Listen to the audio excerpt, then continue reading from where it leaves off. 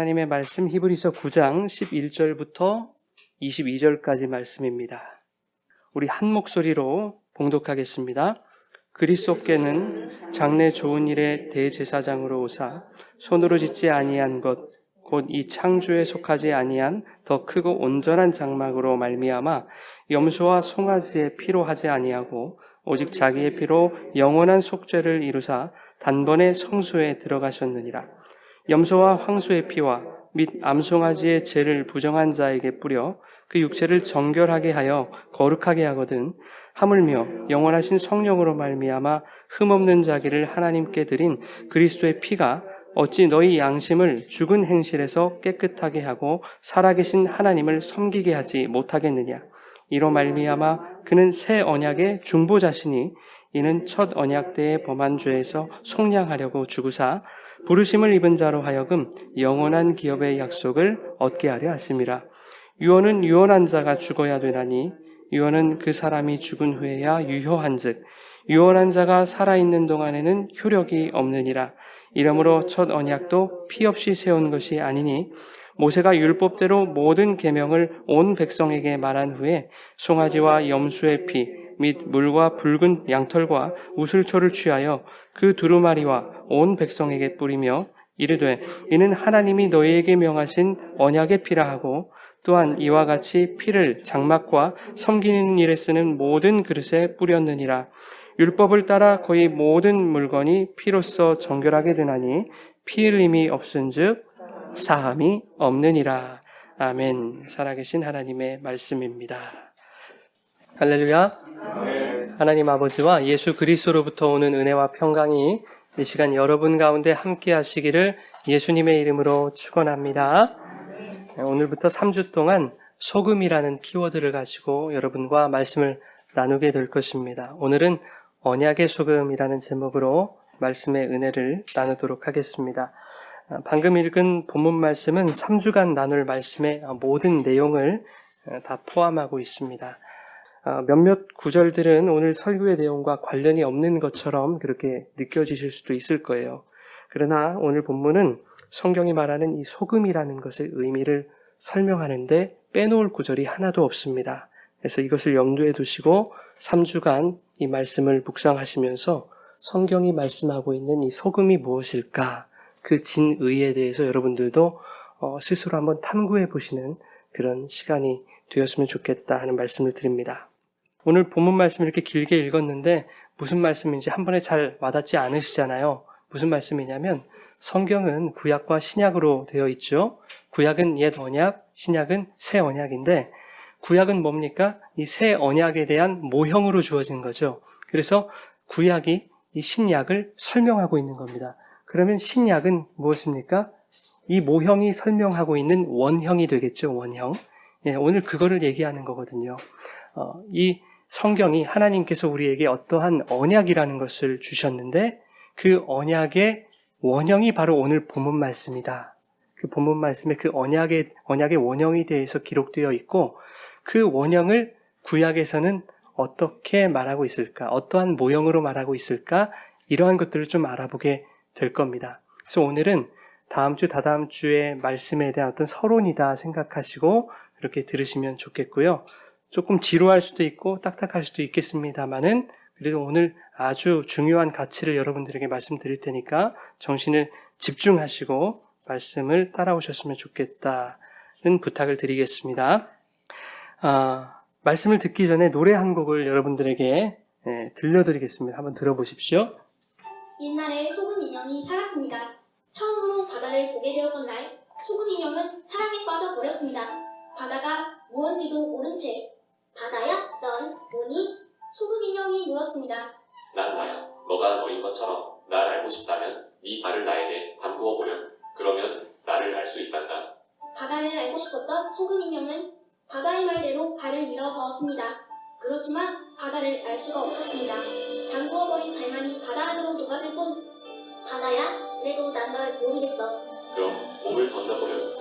바다가 대답했습니다. 소금 인형은 너무 겁이 났지만 바다를 사랑했기 때문에 망설이지 않았습니다. 이윽고 바다에 몸을 던진 소금 인형은 형체도 흔적도 없이 사라져 버렸습니다. 시간이 지나고 사람들이 물었습니다. 소금 인형아, 넌 뭐니? 응, 나는 바다야. 바다의 깊이를 재기 위해 바다로 내려간 소금 인형처럼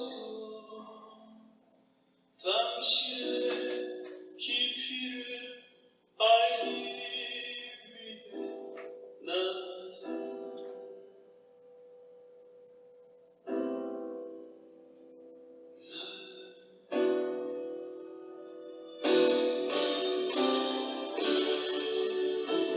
당신의 길 속으로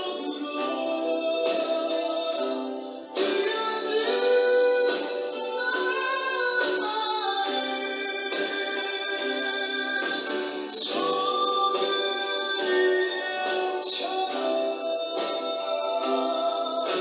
소금 인형처럼 흔적도 없이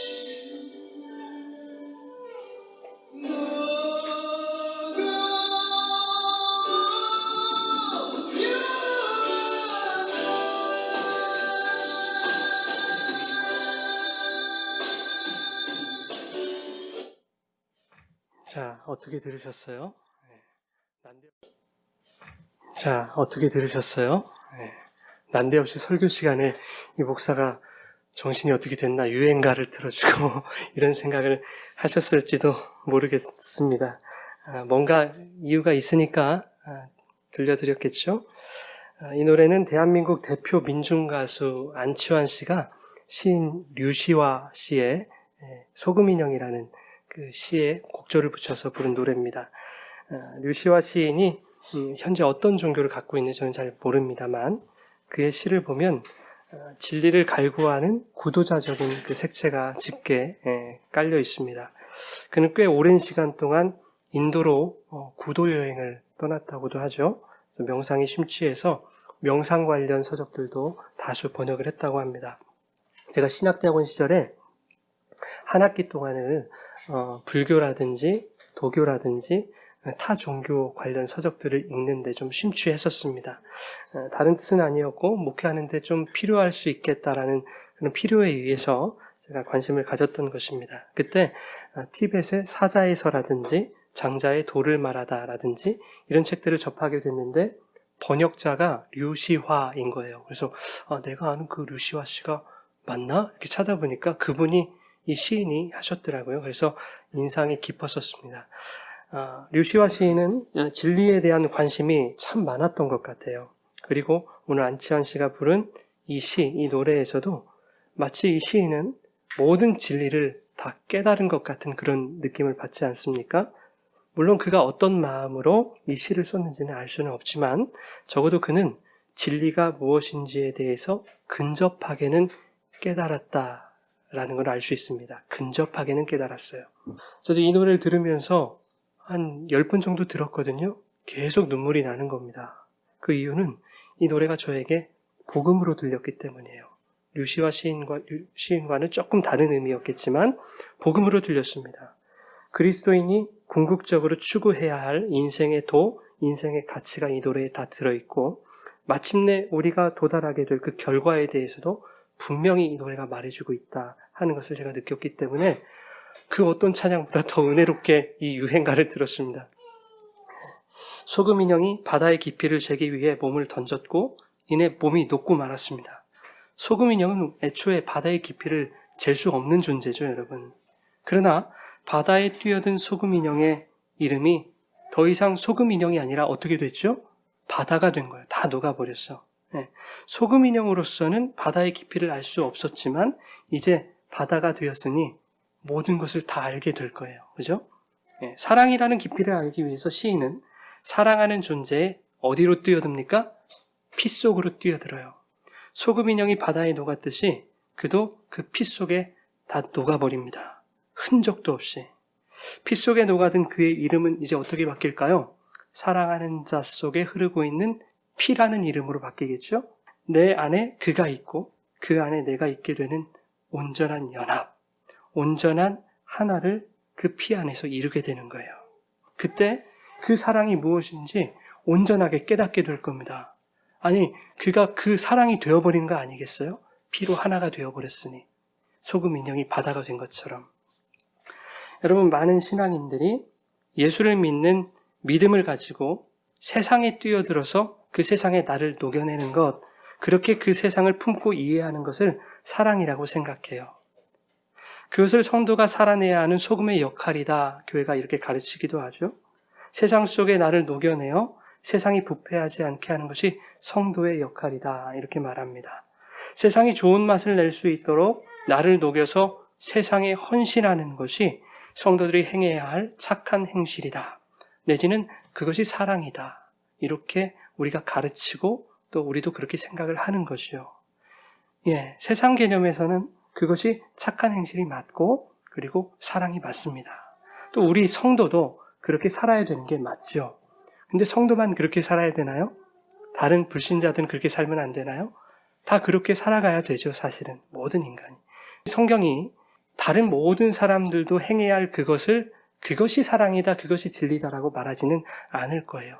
뭔가 다른 걸 우리에게 말씀하고 있을 것이다 하는 거죠. 하나님이 우리에게 주신 이 사랑, 그리고 우리에게 요구하시는 사랑은 세상의 사랑과는 다른 것이다 하는 겁니다. 이것에 대해서는 이제 다음 시간이나 다다음 시간에 제가 구체적으로 설명해 드릴 텐데, 우리 성도들은 세상의 깊이를 재기 위해 세상으로 뛰어든 자들이 아닙니다. 오해하시면 안 돼요. 세상을 무시하라는 말이 아니라 성경의 원리가 그렇게 가르치고 있지 않다라는 거예요. 신앙을 가지고 세상에 뛰어들어서 세상을 한번 사랑해봐라 하는 것이 성경의 가르침이 아니더라 하는 겁니다. 우리는 하나님의 사랑을 알기 위해 주님의 피 속으로 뛰어드는 자들입니다. 더 정확히 말하면 우리가 뛰어드는 것이 아니라 주님의 피가 우리를 향해 덮쳐오는 거예요. 우리가 먼저 그를 사랑하는 것이 아니라 그가 먼저 우리를 사랑하시기 때문입니다. 우리가 먼저 그를 이해하는 것이 아니라 그가 먼저 우리와 연합하시기를 원하시는 거죠. 그래서 쓰나미처럼 강력한 사랑이 밀려오는데 우리는 그것을 거부할 수가 없는 거예요. 그렇게 그리스도의 보혈로 우리에게 덮으심으로 그 피에 우리를 녹여내시는 거죠. 흔적도 없이 나는 죽고 예수 그리스도만 나타나게 하시는 거예요. 내가 그리스도와 함께 십자가에 못 박혔나니 그런즉 이제는 내가 사는 것이 아니라 내 안에 그리스도께서 사시는 것이라. 그 피에 녹아지지 않았던 우리의 옛사람들은 어땠습니까? 하나님의 사랑이라는 것이 무엇인지 도무지 알 수 없었던 우리들 아니었어요? 그러나 아들의 보혈로 덮쳐오시는 그 하나님의 사랑이 나를 삼키게 되면 그 사랑에 녹아서 나도 그와 동일한 사랑이 되는 겁니다. 나도 그리스도의 피에 녹아서 그 피가 되는 거예요. 예수 그리스도가 되는 것이죠. 그러면 우리는 어떻게 됩니까? 내가 그리스도가 되었으니까 그 피의 사랑을 온전하게 깨닫게 되는 거예요. 여러분, 그게 복음의 목적입니다. 조금 전에 류시와 시인이 진리가 무엇인지에 대해서 근접하게는 깨달았다 제가 이렇게 말씀드렸는데, 진짜 진리는 내가 뛰어들어야 녹아지고 내가 뛰어들어야 깨닫게 되는 것이 아니란 뜻이에요, 여러분. 시인은 소금 인형이 바다를 먼저 사랑해서 그 바다에 뛰어든 것으로 이렇게 말을 하고 있죠. 그리고 소금 인형이 녹아지는 그 헌신이 있었기 때문에 그가 바다가 된 것으로 그렇게 묘사를 하고 있단 말이죠. 그러나 진리라는 건 뭐예요, 여러분? 성경이 말하는 진리는 그 진리가 먼저 나를 덮쳐서 나 또한 그 진리 되어짐을 깨닫게 하시는 것. 그게 성경이 말하는 진리의 목적이에요. 그런데 세상에는 진리와 비슷한 짝퉁들이 너무 많습니다. 사탄은 사람들에게 비진리를 진리로 확신하게 만들어요. 그래서 평생 짝퉁 진리를 추구하며 그것에 전 인생을 걸도록 만듭니다. 그런데 짝퉁이 진짜 진리와 너무 유사하다는 거예요. 그게 문제점입니다. 그리고 짝퉁 진리는 인간의 신념에 호소를 합니다. 감정에. 이게 무슨 말이냐면 인간의 가능성을 사탄은 인정한단 말이에요. 야, 진리를 이루어가기 위해서는 너의 신념이라는 게 필요하거든. 그래, 열심히 잘하고 있어. 해봐. 그렇게 해. 네가 뭔가를 이루어내고 결과물을 만들어내면 그게 진리로 향해 가는 길이야 라고 그렇게 우리들의 어떤 인간적인 마음들을 독려한단 말이죠, 사탄은. 이 신념은 지식과 이성을 자극해요. 그래서 내가 알고 있는 지식이나 경험의 영역과 나의 이성 안에서 사실로 인식하고 있는 가치들을 진리라고 착각하게 만들어요. 사실 그것은 진리가 아니라 개인적이고 인간적인 그냥 신념인데 말이죠. 그것을 진리로 믿게 만든다고요, 사탄이. 사탄은 인간의 이 신념과 신앙의 진리를 혼동하게 만들어요. 야고보서 2장 19절에 보면 귀신이 하나님의 존재를 믿습니다, 여러분. 귀신도 하나님의 존재를 믿는다니까요. 그런데 그 믿는다는 게 뭘까요, 여러분? 진리를 믿는 어떤 귀신의 신앙을 얘기하는 건 아니잖아요, 그렇죠? 그러한 지식을 가지고 있다라고 하는 귀신의 신념을 말하고 있는 거죠. 귀신들이 신앙으로 하나님을 믿으면 그게 귀신이겠습니까, 여러분? 천사지. 그러므로 신앙 속에 있는 진리와 인간 신념 속에 있는 세상적인 가치를 분별하지 않으면 안 되겠다 하는 거예요. 여러분, 우리는 다 믿음을 갖고 있잖아요. 믿음, 피스티스라고 하는데 우리가 예수님을 진짜 믿는 믿음도 그 믿음이고, 근데 교회 안에서도 진짜 믿음이 없는 사람이 있잖아요. 근데 그들은 나도 믿어요 이렇게 얘기한단 말이죠. 똑같은 믿음을 얘기하지만 그가 얘기하는 믿음은 그의 신념인 거예요. 근데 진짜 믿는 사람은 정말 그게 신앙인 거죠. 이런 차이가 있더라. 이것을 잘 분별해야 되겠다 하는 것을 말씀드리는 거예요. 그런데 신념이 강하면 그것이 진리인 줄 알고 진짜 진리 없이 살아가는 거예요, 인간은. 내가 진리로 삼은 나의 신념을 추앙하면서 그 신념을 이루어가기 위해서 인생을 허비하는 거예요. 그 신념에 나의 모든 것을 인간은 투척해버린다니까요. 아낌없이. 진리는 뭐죠, 여러분? 진리는 먼저 나를 찾아와서 그 모든 것을 나에게 내어줌으로 하나가 되자는 거예요. 그런데 신념은 뭐냐면 내가 생각하는 내 진리대로 살아가기를 원하는 게 신념이에요. 그래서 그렇게 살아가서 그대로 이루어지면 세상에서 나는 이긴 것이고 승리자가 된 것이고, 그리고 그렇게 되지 않으면 그것은 실패다. 이렇게 말한다고요. 그래서 이 신념이라는 것은 패권주의를 만들어내요. 며칠 전에 참 안타까운 일이 있었어요, 여러분. 한 정치인이 극단적인 선택으로 세상을 떠났습니다. 죽음의 원인이 무엇이든 간에 여러분, 스스로 목숨을 끊는다는 것은 참 안타깝고 가슴 아픈 일입니다. 딱한 일이에요. 사회에 영향력 끼치는 사람들의 극단적인 선택 우리는 참 많이 보고 살았습니다. 대통령을 시작으로 노동운동, 또 민주화운동 헌신했던 정치인들 많이 있죠. 뭐 정치인들뿐만이겠습니까? 자기 몸에 기름을 붓고 불을 지르는 노동자들, 투신하는 기관장들, 민주주의를 외치며 분신했던 그 수많은 대학생들, 우리는 이렇듯 많은 사람들의 안타까운 죽음을 보면서 살아봤어요. 그런데 이들의 공통점을 한번 살펴보니까 대체로 진보 성향의 사람들이 많았다라는 것을 알 수가 있어요. 자신이 가지고 있는 신념을 이루는데 생명도 그냥 투척해버리는 거예요. 여러분, 작년 10월 달인가 제가 몇 달 전에 인간성에서 예수성으로라고 하는 그 설교를 했던 적이 있거든요. 못 들으신 분이 많으니까요. 유튜브에서 한번 찾아보세요. 그 설교에서 영국의 한 대학의 연구 논문을 제가 소개해드린 적이 있습니다. 무슨 내용이냐면 진보적인 성향과 보수적인 성향의 사람들의 뇌를 MRI로 찍었어요. 그랬더니 재밌는 사실이 발견됐어요. 진보 성향의 사람들은 뇌 중에서도 전대상회라고 하는 부분이 아주 발달되어 있습니다. 그리고 보수적인 사람들은 뇌 중에서 편도체의 우측 부분이 아주 잘 발달되어 있는 것을 알게 됐어요.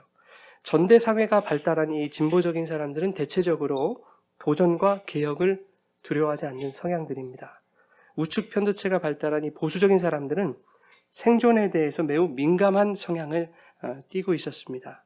전체가 다 그런 것은 아니겠지만 대체로 진보적인 사람들은 개혁과 변화를 이루는 일에 적극적입니다. 그리고 때때로 그 일에 목숨까지도 던져버려요. 그런데 보수적인 사람들은 굳이 위험을 감수하지 않고서도 현재의 그 틀 안에서 뭔가 이루기를 원해요. 생존하기를 원합니다. 보수적인 사람들에게 있어서 개혁이라는 것은 그들의 생존을 위협하는 일이기 때문이에요. 자, 여기까지만 보면 진보가 더 우월하고 보수가 더 열등한 것이다. 이렇게 오해할 수 있습니다. 그러나 그렇지 않다라는 거예요. 똑같다는 얘기입니다. 진보든 보수든 자신들이 가진 성향에 따라 자신의 신념을 관철하기 위한 삶에 자신의 모든 것을 투척해버리는 거예요.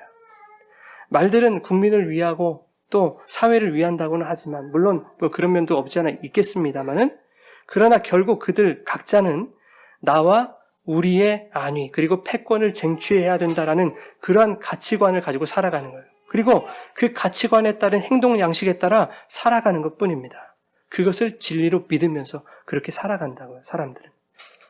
그 패권을 잃게 되면 진보든 보수든 자신들이 뭐 했다고 얘기해요? 패배했다 그래요. 예. 선거에서 잘 보지 않습니까? 우리가 승리했다, 패배했다. 진보든 보수든 다 그렇게 얘기를 하거든요. 그러니 이 둘 다 승패의 문제, 패권을 차지하느냐 마느냐의 문제에서 자신들이 원하는 가치를 성취하기 위해서 노력하며 그렇게 살아가는 거예요. 사실은 그래요. 인간은 과정을 중시하는 듯이 자신을 그렇게 포장하지만 결국은 결과론에 따라 자신들의 신념대로 살아가는 것이 바로 인간이더라 하는 것을 말씀드리는 거예요. 여러분 보수 정치인들을 보십시오. 늘 생존 게임을 하는 것 같아요. 나의 잘못과 치부가 드러났을 때 그들은 별로 창피함을 못 느끼는 것 같아요. 어떻게 하면 이 사태를 빨리 벗어날까? 그거 궁리하고 있죠. 다른 사건을 터뜨려서 이슈화시키고 다른 사람을 물고 뜯어서 나의 생존권을 지키려고 하지 않습니까? 진보 정치인들은 어떻습니까? 정의와 신념을 지키기 위해서 때로는 목숨도 던지지만 자신의 잘못이 드러나도 목숨을 던지더라. 이거 비겁한 거 아니에요, 여러분? 네. 그렇게 되면 온전한 어떤 사죄가 일어나지 않죠. 자신의 목숨을 던져서 진실을 덮어버리게 되는 거죠. 그렇게 마지막 남은 자신의 자존심을 챙기지 않습니까? 목숨보다 그 자존심이 더 귀한 거예요, 그들에게는. 죽어서라도 결백 주장하려고 한 거겠죠. 뭐 이렇게 옹호하려는 분들도 계실지 모르겠어요. 그러나 결백을 밝히든 잘못이 밝혀지든 그것은 그가 살아야 의미가 있는 겁니다. 물론 죽음을 선택하기까지 얼마나 괴로웠겠습니까? 그것은 우리가 상상할 수 없는 큰 고통이었을 거예요. 그럼에도 불구하고 그렇게 스스로 목숨을 끊는 것을 저는 목사로서 옳다고 말씀드릴 수는 없을 것 같아요. 자신의 신념이 깨지자 목숨을 던지는 것, 그건 옳다고 할 수 없을 것 같습니다. 그것은 무책임한 일일 수 있습니다. 심지어 피해자에게 더 큰 상처와 아픔을 안겨주는 2차, 3차 가해자가 될 수 있다는 것이죠. 여러분 예수님이 공생애 시작하시면서 기적을 막 행하시잖아요. 막 사람도 고쳐주시고 그리고 오병이어의 기적까지 막 일으켜주시니까 사람들이 이런 마음 드는 거예요. 야, 이 예수님을 우리의 왕으로 삼자. 요한복음 6장 15절 제가 읽어드리겠습니다. 그러므로 예수께서 그들이 와서 자기를 억지로 붙들어 임금으로 삼으려는 줄 아시고 다시 혼자 산으로 떠나가시니라. 백성들이 예수님을 왕으로 자신들의 임금으로 삼으려고 했다니까요. 그렇게 인기가 좋았어요, 예수님이. 그러나 예수님은 그들의 세상적인 필요만을 채우시기 위해 이 땅에 오신 왕이 아니었죠. 사람들이 원했던 왕과 예수님의 목적이 너무나도 달랐던 거예요. 네, 그래서 예수님은 어떻게 하십니까? 그들을 피하십니다. 떠나가세요. 결국 백성들은 예수가 자신들이 원하는 왕이 되어줄 수 없을 것이다 라는 것을 깨닫고 어떻게 하죠? 밀란을 꾸민 그 살인자 바라바를 살려줘라. 그 대신 예수를 죽여라. 이렇게 외친단 말이죠. 그 예수를 잡아 죽이는 것에 사람들이 합의를 해버려요. 보수적인 종교 지도자는 어땠습니까? 마찬가지죠. 자신들의 종교적, 사회적 기득권 유지하기 위해서 예수를 희생양 삼은 거예요. 무슨 제목을 걸어서? 신성모독이라는 죄를 걸어서 너 죽어야 돼. 이렇게 된 거예요. 사실은 그 신성모독을 누가 하고 있는 거예요? 자신들이 하고 있는 겁니다. 반면에 가룟 유다는 대단히 개혁적이고 진보적인 사람이었어요. 그는 로마의 압제로부터 민족의 해방을 이루기 위해 열정적으로 투쟁했던 투사였습니다. 그가 열심당원이었잖아요. 그러한 유다의 눈에 미온적인 이 예수님의 행보가, 태도가 마음에 들 리가 없죠, 여러분. 유다는 이렇게 기대했을 거 아니겠습니까? 이 예수님이 악하고 부정한 세상을 완전히 갈아엎어 주시겠구나. 다윗 왕가의 그 영광을 이 땅에 다시 한번 재현시켜 주실 그런 막강한 정치적인 힘의 왕이 되어 주시겠구나. 그렇게 기대하지 않았겠습니까? 근데 웬걸요? 이 기대와는 달리 예수님이 이렇게 말씀하시죠. 야, 왼뺨 맞았어? 야, 오른뺨도 돌려대. 원수를 만나잖아. 어떻게 해야 되는 줄 알아? 사랑해야지. 용서해. 이렇게 말씀을 하니까요. 이 유다가 아니 난 그거 안 되는데요. 어떻게 그럴 수 있습니까? 마음에 안 드는 거예요. 이건 아니다 싶은 겁니다. 유다 안에서 분노가 막 일어나죠. 아니 로마의 압제와 민족의 고통을 보시면서도 제대로 된 저항 한번, 개혁 한번 일으키시지 않는 저 비겁한 예수야말로 불의의 온상이다. 이렇게 이제 마음을 먹은 거죠. 그래서 예수를 종의 목숨값인 은 30에 팔아버립니다. 왜 팔았을까요? 유다는 좋은 의미로 팔은 거예요. 자신의 어떤 신념에 따라서 새로운 세상을 한번 만들어 보고자 예수를 판 거예요. 자신의 신념을 이제 진리로 삼아버린 거예요, 유다는. 여러분, 마리아가 향유 옥합을 깨서 예수님 머리에 붓는 사건이 있었죠? 그렇게 붓자 거기 있는 제자들이 마리아를 나무라요. 그게 유다였어요, 여러분. 유다였는데 왜 나무랍니까? 향유 옥합의 가격이 너무 비쌌던 거예요. 300데나리온. 이게 어느 정도 가치냐면 오병이어 사건 때 그 사람들 다 먹이려면 200데나리온은 좋게 필요했습니다. 그런데 300데나리온이에요. 향유 옥합이. 그것을 깨뜨리니 화가 난 거죠, 유다가. 아니, 이것을 팔아서 많은 가난한 자들에게 나눠줄 수 있는데 어찌 이렇게 허비하느냐? 이렇게 화를 낸 것이요. 이게 맞는 말 아닙니까, 여러분? 그렇게 유용하게 사용할 수도 있는 거죠. 그런데 이상한 것은 예수님이 오히려 그 유다를 나무라고 있는 거예요. 어찌하여 여인을 괴롭히느냐? 그가 내게 좋은 일을 하였다. 이렇게 말씀하고 있는 거예요. 이때 유다는 어떤 마음을 가졌을까요, 여러분? 아니 뭐야? 예수님 자기밖에 모르는 사람이었어? 아니 내가 이런 사람을 나의 스승, 나의 주로 모시고 살았단 말이야? 말도 안 돼. 이 실망과 후회가 막 밀려오지 않았겠어요? 예. 그리고 그 이야기 바로 이후에 유다가 예수님을 배반하는 이야기로 이어지고 있는 거예요. 자신이 생각하는 정의와 신념에 따라 예수와 결별하고 있는 거예요, 이제는. 그리고 그 예수를 심판해야겠다. 이것이 그의 진리가 되어버린 거예요. 그게 진리라고 믿은 거예요. 그런데 인간의 정의와 신념보다 예수의 진리가 더 강력한 것이다라는 것을 유다가 깨달았어요. 자, 마태복음 27장 3절과 4절 제가 읽어드릴게요. 그때에 예수를 판 유다가 그의 정죄됨을 보고 스스로 뉘우쳐 그 은 30을 대제사장들과 장로들에게 도로 갖다 주며 이르되 내가 무죄한 피를 팔고 죄를 범하였도다 하니 그들이 이르되 그것이 우리에게 무슨 상관이냐? 네가 당하라 하거늘 이렇게 말씀하고 있어요. 지금 유다가 정죄를 당했대요. 그런데 여러분 생각해 보세요. 예수를 팔아먹은 그 유다를 누가 정죄했을까요? 예수님이 찾아오셔서 야 어떻게 네가 나한테 이럴 수 있니? 이렇게 정죄를 하셨을까요? 아니면 나머지 제자들이 무더기를 달려와서 야 너 어떻게 네 스승을 그렇게 배신할 수 있니? 이렇게 정죄했을까요?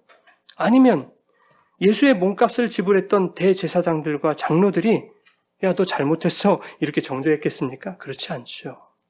그러면 유다를 정죄했던 건 뭘까? 그건 뭐냐? 유다가 예수님과 함께 하면서 예수에게 들었던 그 말씀과 예수의 행하심들, 즉 유다 안에 맴돌고 있는 예수의 진리가 그 죄를 정죄했던 거예요. 예수는 내 옆에 없어요. 그러나 그 예수의 진리의 말씀이 그 안에 남아 있어서 그 진리가 유다를 정죄했던 거예요. 그런데 유다는 자기 죄를 어떻게 해요? 뉘우치고 깨닫는다니까요, 여러분. 그 정죄가, 말씀의 정죄가 너 그거 잘못된 거야. 이렇게 말씀하시자 아 그렇구나. 내가 잘못했네. 깨닫고 뉘우친단 말이에요. 그러면 예수님께 가서 용서 구하면 되는데 스스로 어떻게 해요? 목을 매서 죽어버리는 거예요, 여러분. 자신의 신념이 틀렸다는 것이 너무 수치스러운 겁니다. 여러분 신념이 틀릴 수 있죠. 그런데 그 신념을 진리로 삼았던 그것이 틀려버리면 그것이 틀린 것이라고 판명이 되면 너무 괴로운 거죠, 사람은. 목숨보다 자존심이나 명예가 더 중요했던 거예요, 유다에게도. 여러분, 모든 인간들은 진보든 보수든 간에 자기 자신을 위해 살고 죽는 것을 스스로 선택할 수 있다고 그렇게 생각합니다. 이것이 모든 인간에게 주어진 인간성, 죄성이라는 거예요. 그것이 사람의 성향에 따라 다른 양상으로 나타나는 것뿐이지 모든 사람은 자신을 이롭게 하려는 그 인간성을 따라 살아가기를 원한다는 거예요. 어떤 사람들에게는 자신을 이롭게 하는 신념이 남을 속이고 헐뜯고 비방하고 그렇게 버티는 것으로 나타나는가 하면 어떤 사람들에게는 자신을 이롭게 한다는 그 신념이 목숨을 끊어버리는 것으로 나타나더라 하는 거예요. 그러나 이 둘은 신념을 진리로 착각했다는 면에서 똑같다는 겁니다. 진보, 보수 다르지 않다. 똑같다는 거예요. 예수님은 우리에게 각자의 신념이나 나름의 정의를 외치는 것을 통해서도 결과적으로는 인간의 만족과 유익만을 추구하는 너희들의 그 인간성을 버리고 예수의 진리를 배워라. 그리고 그것을 너희의 신념으로 삼아서 그렇게 살아가라. 이렇게 말씀하신다고요. 빌립보서 4장 9절에 이렇게 말씀하세요. 너희는 내게 배우고 받고 듣고 본바를 행하라. 그리하면 평강의 하나님이 너희와 함께 계시리라. 마태복음 11장 29절에 나는 마음이 온유하고 겸손하니 나의 멍에를 메고 내게 배우라. 그러면 너희에게 뭐가 주어진대요? 쉼이 허락된대요. 안식이 허락된대요. 디모데후서 3장 14절에 너희는 배우고 확신한 일에 거하라. 그렇게 말씀하세요. 배워야 된다니까요, 여러분. 배워야 확신한 일에 거할 수 있는 거예요. 그럼 뭘 배울까요? 이렇게 말씀해요. 또 어려서부터 성경을 알았나니 이 성경은 능히 너로 하여금 그리스도 예수 안에 있는 믿음으로 말미암아 구원에 이르는 지혜가 있게 하느니라. 야, 네가 뭘 배워야 되냐면 성경이 너에게 영생 준다는 거 배워야 돼. 이거 말씀하고 있거든요. 그런데 그 성경은 하나님의 감동으로 된 것으로 교훈과 책망과 바르게 함과 의로 교육하기 유익하니 이는 하나님의 사람으로 온전하게 하며 모든 선한 일을 행할 능력을 갖추게 하려 합니다. 야, 그거 배워야 선한 일을 행할 수 있는 능력을 갖고 살아가게 되는 거야. 그거 배우지 않으면 확신한 일에 거하지 못하게 돼. 그러니 그 성경, 그 말씀, 그 진리를 깨달아, 그 진리를 배워 확신한 일에 거해라 라고 성경은 우리에게 요청하고 있는 거예요.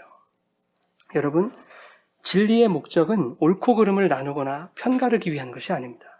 진리는 보수가 옳고 또 진보가 틀렸다거나 진보가 옳고 보수가 틀렸다거나 하는 것을 밝히려는 게 아니에요. 진리, 곧 이 말씀은 한날의 검이 아니라 양날의 검을 가지고 있어요, 여러분. 그래서 좌우에 날이 선 검과 같은 그 예수 그리스도의 진리의 말씀이 진영의 논리를 다 부수는 거예요. 한쪽만 부수는 게 아닙니다. 양쪽의 진영의 논리를 다 부수고, 즉 그 모든 인간성을 부수고 모든 진영의 관절과 골수를 쪼개어서 예수의 진리 안으로 이 두 진영을 흡수시키기 원하는 거예요. 예수님은 온전한 하나로 연합하게 하시려는 거예요. 그것이 진리의 목적입니다. 그래서 어떻게 하시려고요? 구원을 허락하시고 구원받은 백성들이 선한 일을 행하며 살아가게 하시려고. 그게 성경의 목적인 거예요. 인간 속에는, 우리 속에는 하나의 진리, 통일된 진리가 나올 수 없어요. 모든 종교에서도 그렇고 교회에서도 그래요. 또 개신교도인 우리 성도들에게서도 마찬가지입니다. 우리 안에서는 이 통일된 진리가 나오지 않아요. 보수와 진보, 첨예하게 대립각을 이루고 있는 오늘날 교회 현장 아닙니까, 여러분? 교회가 왜 태극기와 촛불로 나뉘어야 돼요, 여러분? 촛불을 들고 있는 성도들이 옳은 것이라면 그러면 태극기들은 다 지옥 갑니까? 태극기를 휘날리는 사람들이 다 옳은 것이라면 촛불을 든 사람들은 다 지옥의 불쏘시개들로 사용되는 겁니까? 그렇지 않잖아요, 여러분. 생각해 보세요. 태극기와 촛불이라는 그 진영의 상징성이 다 제거가 되면 뭐가 남아요? 이 사람들에게서 믿음이 남죠. 우리 예수님 믿는 사람들이에요. 이 믿음이 남는다고요, 여러분. 성경은 예수 믿는 믿음을 통해 구원받는다. 이게 에베소 2장 8절이 말씀하고 있잖아요. 그런데 예수를 믿는 믿음이 양쪽 진영에 다 있음에도 불구하고 태극기와 촛불 그 둘 중에 하나는 잘못됐다, 구원 못 받아, 이렇게 해버리면 뭐가 틀린 거예요? 하나님의 말씀이 틀렸다는 얘기예요, 그거는. 여러분, 오늘날 교회가 세상의 이데올로기와 헤게모니의 싸움에 휘둘리고 있는 거예요. 세상의 진영 논리, 극단적 이기주의, 극단적 이분주의가 교회를 이미 장악해버렸어요. 세상의 패권주의와 힘의 논리에 교회가 지금 잠식당하고 있는 거예요. 이미 교회를 흔들어 놓겠다고 작정한 그 사탄의 고도화된 전략에 교회가 당하고 있는 거라고요. 왜 교회가 좌파와 우파를 나누고 좌빨이나 보수 꼴통이라는 그런 표현을 써야 되느냐고요. 말이 안 되는 거죠. 교회는 예수만 이야기하는 곳이 되어야 해요. 여러분, 세상의 이념과 사상, 그리고 개인의 신념, 이런 것도 영원하지 못합니다. 정권이 바뀌면 어떻게 돼요? 세상이 추구하는 보편 가치에도 영향을 줘요. 그래서 보편 가치도 변할 수 있어요. 세상에 영원한 것이 없다는 말이에요, 여러분. 과거에 반대했던 것을 오늘날 찬송하는 일들이 얼마나 많아요. 정치권에서. 그 반대의 일들도 많이 일어나죠. 그러니 교회는 그런 세상의 가치나 신념에 따라 가는 것이 아니라 변하지 않는 영원한 것을 추구하고 선포하는 곳이다. 그것이 바로 교회가 되어야 한다라는 얘기입니다. 영원한 하나님의 사랑, 그리고 그분이 그 사랑을 완성하시겠다고 약속하신 그 언약, 풀은 마르고 꽃은 시들지만 하나님의 이 언약의 말씀은 영원히 변치 않고 서리라 하는 것, 교회는 그것을 말씀하는 것이 되어야 합니다. 여러분, 세상의 이념 싸움에 여러분의 신앙이 끌려가지 않기를 원합니다. 영원한 것을 선포하면서 우리에게 주신 믿음이라는 그 진리를 굳게 수호하시는 여러분들 되시길 바라요. 이쪽에서 말하면 혹하고 저쪽에서 말하면 혹하고 이런 진영의 논리에 휘둘리지 마십시오. 아니, 우리는 예수 믿는 자들이다 라고 하는 것. 예수의 피 속으로만 그냥 뛰어드십시오, 여러분. 에베소서 4장 13절에 이렇게 말씀해요. 우리가 다 하나님의 아들을 믿는 것과 아는 일에 하나가 되어 온전한 사람을 이루어 그리스도의 장성한 분량이 충만한 데까지 이른다, 이렇게 얘기해요. 진리는 예수를 믿는 것과 아는 일에 하나가 되는 것을 추구합니다. 그래야 뭐가 된대요? 온전한 사람이 된대요. 여기서 온전한이라는 말 여러분 들어보셨죠? 테텔레스타이. 다 이루었다. 그 텔로스입니다. 이 말은 완성이라는 뜻이었잖아요. 그러니까 이 온전하다는 말은 완성인데 예수님이 십자가에서 그 온전함과 완성을 얘기하셨다면 그 온전함과 완성은 뭐예요? 구원의 완성이에요. 그죠? 예. 예수를 믿고 아는 일에 하나가 되어야 그에게 구원의 완성이 주어진다라는 얘기입니다. 그런데 그 완성이 이루어지면 그리스도의 장성한 분량이 충만한 데까지 이르게 된대요. 누가요? 저와 여러분이. 그리스도의 장성한 분량이 충만한 데까지 이른다는 것은 무슨 뜻이에요? 바로 너희들이 예수 그리스도가 되는 거야. 이거 말하고 있는 거예요. 성경의 목적, 진리의 목적은 성도가 각자의 선한 신념에 따라서 그것을 진리로 믿어 이 세상에서 선한 영향을 끼치면서 칭찬받아가면서 그렇게 살아가는 것 따위를 말하고 있지 않습니다. 예수 그리스도와 하나가 되게 하시려는 것, 우리 모두를 예수로 만드시려는 것이 하나님의 목적, 진리의 목적인 거예요. 요한복음 17장 21절부터 23절 이렇게 말씀합니다. 아버지여, 아버지께서 내 안에, 내가 아버지 안에 있는 것 같이 그들도 다 하나가 되어 우리 안에 있게 하사 세상으로 아버지께서 나를 보내신 것을 믿게 하옵소서. 내게 주신 영광을 내가 그들에게 주었사오니 이는 우리가 하나 된 것 같이 그들도 하나가 되게 하려 함이니이다. 곧 내가 그들 안에 있고 아버지가 내 안에 계시어 그들로 온전함을 이루어 하나가 되게 하려 함은 아버지께서 나를 보내신 것과 또 나를 사랑하신 같이 그들도 사랑하시는 것을 세상으로 알게 하려 함이로소이다. 아멘. 여러분, 여기서 또 온전함이라는 것을 말하고 있죠. 그 온전함이라는 그 말과 하나가 된다라는 말을 또 같이 쓰고 있어요. 온전함, 구원입니다. 그 구원을 이루시기 위하여 하나님과 연합하게 하시는 거예요. 예수님과. 예수 그리스도와 하나님이 하나이듯이 우리도 그분들과 하나가 되게 하시려는 거예요. 그런데 이렇게 진리의 목적대로 예수와 하나가 되기 위해서 뭐가 필요하다? 아까 에베소서 말씀과 같이 예수를 믿는 것과 아는 것이 필요하다. 그런데 무엇을 알고 어떻게 믿어야 되는가? 이게 중요한 거예요. 무엇을 알고 믿어야 됩니까, 여러분? 그것은 십자가의 보혈을 믿는 거예요. 그것이 우리에게 주신 영원한 변치 않는 하나님의 언약이다 라고 하는 것을, 그것을 알고 깨닫고 믿는 것입니다. 이것이야말로 영원히 변치 않는 진리이다. 이것을 알고 믿는 거예요. 그래서 오늘 본문이 이렇게 얘기합니다. 12절에 이렇게 말씀해요. 오직 자기의 피로 영원한 속죄를 이루사. 예수님의 피로 이루는 거예요, 이 속죄를. 근데 그 피가 어떤 피인가 보니까 20절에 이렇게 말씀합니다. 이르되 이는 하나님이 너희에게 명하신 언약의 피다 그래요. 언약의 피. 피는 그냥 피가 아니라 언약의 피다. 그런데 그 언약의 피가 우리에게 무엇을 가져오는가? 14절을 이렇게 얘기를 합니다. 그리스도의 피가 어찌 너희 양심을 죽은 행실에서 깨끗하게 하지 못하겠느냐 이렇게 얘기해요. 이게 무슨 말이냐면 모든 인간의 양심은 죽은 행실에 동원되고 있었다는 사실이에요, 여러분. 보수든 진보든 그 누구든 인간은 죽은 행실을 위해서 자신의 양심을 사용하며 살아가고 있었다는 거예요. 그러나 그리스도의 피, 즉 언약의 피는 그 죽은 양심을 살리더라. 그래서 죽은 행실까지 깨끗게 하시더라 하는 얘기입니다. 이것은 비단 도덕적, 윤리적으로 착하게 살게 하시겠다라는 뜻이 아닌 거예요. 그럼 무슨 뜻인가? 22절에 본문 22절에 이렇게 말씀합니다. 율법을 따라 거의 모든 물건이 피로써 정결하게 되나니 피 흘림이 없은즉 사함이 없느니라. 무엇을 의미합니까? 그 언약의 피가 양심을 살리고 죽은 행실을 깨끗게 한다는 것은 그에게 죄사함의 은총이 주어졌다라는 것을 의미하고 있는 거예요.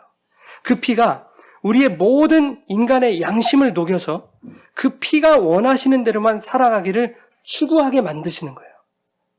그러나 우리는 그렇게 완벽하게 살아가지 못하죠.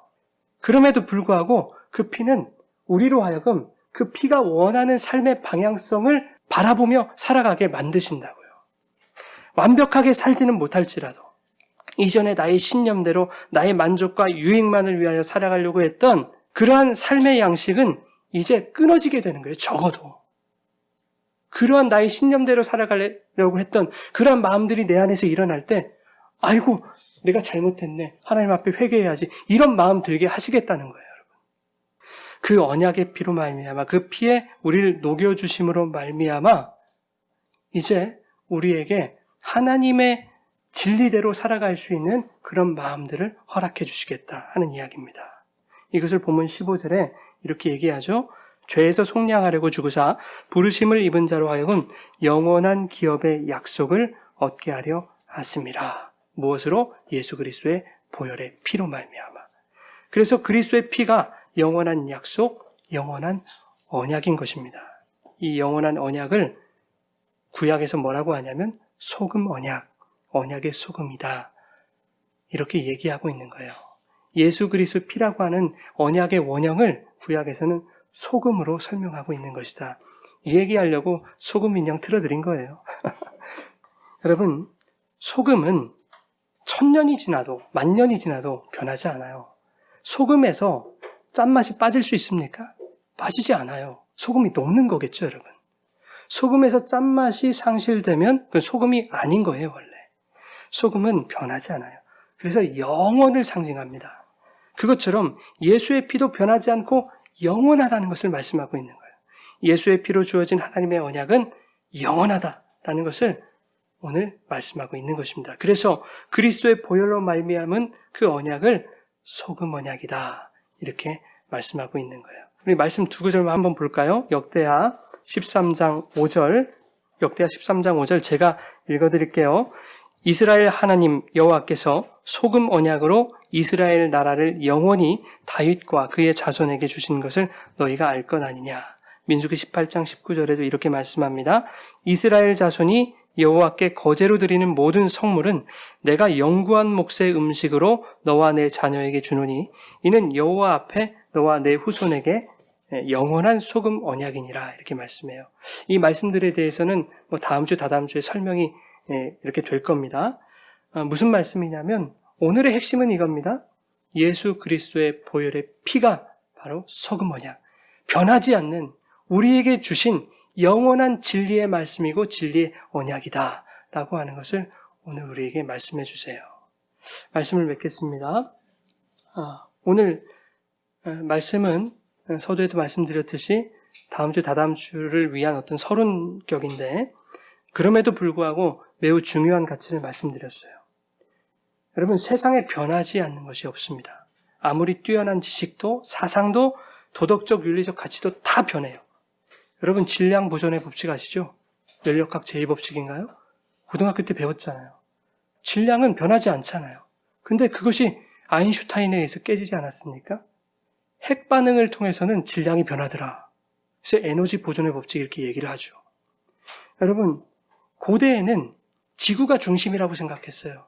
그래서 지구 중심의 천동설을 주장했다고요.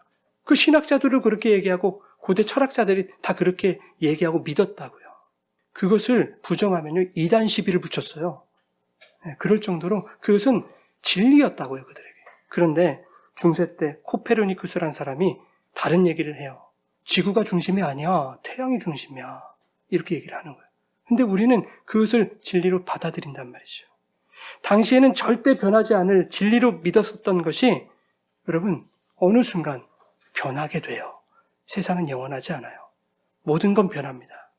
그러나 영원한 것 하나 있어요. 뭐냐? 예수 그리스도의 언약의 피. 하나님의 약속의 말씀은 영원합니다. 소금이 변하지 않는다는 것을 상징하고 있듯이 우리들에게 변치 않는 진리는 소금 언약으로 찾아오신 그리스도의 보혈의 피밖에 없다는 것. 여러분 그것을 믿으시기 바랍니다. 그러니 여러분 세상에 썩어질 같이 나의 편협한 신념을 그것들을 진리로 삼아서 사망과 죽음에 낭떠러지도록 나를 투신하지 마십시오. 영원한 것에 여러분의 인생을 거시기 바랍니다. 영원한 것에 여러분의 인생을 맡기시길 바라요. 내가 스스로 나를 녹여서 나의 소금됨을 증명하려고 하지 마십시오. 그리스도의 거부할 수 없는 은혜의 바다에 여러분들의 인생이 잠겨서 나의 나됨이 주의 은혜로 되어졌습니다. 라고 하는 것을 깨닫고 고백할 수 있는 여러분 되길 바랍니다. 예수님, 오늘도 은혜의 바다로 나를 녹여주셔서 나에게 부으신 그 은혜가 무엇인지 깨닫고 알고 누리게 해주십시오. 하나님, 오늘도 예수 그리스도의 보혈을 우리에게 부어주셔서 예수님의 피 속에 녹아짐으로 나는 온데간데 없이 흔적 없이 사라져버리고 내 안에 예수 그리스도만 남게 해주십시오. 그리하여 그 불가항력적으로 다가오신 그 거부할 수 없는 하나님의 사랑이 무엇인지 깨닫게 하여 주십시오. 그 사랑으로 나를 품어주셔서 나 또한 그 사랑이 되게 하여 주시옵소서. 나도 진리가 되게 하여 주시옵소서. 나도 예수 그리스도로 변화시켜 주시옵소서. 이렇게 기도하며 변치 않는 소금 언약이 우리에게 완성되는 그날을 소망함으로 날마다 기쁨과 감사의 제물을 가지고 주님 보좌 앞에 달려나아가는 사랑하는 주의 백성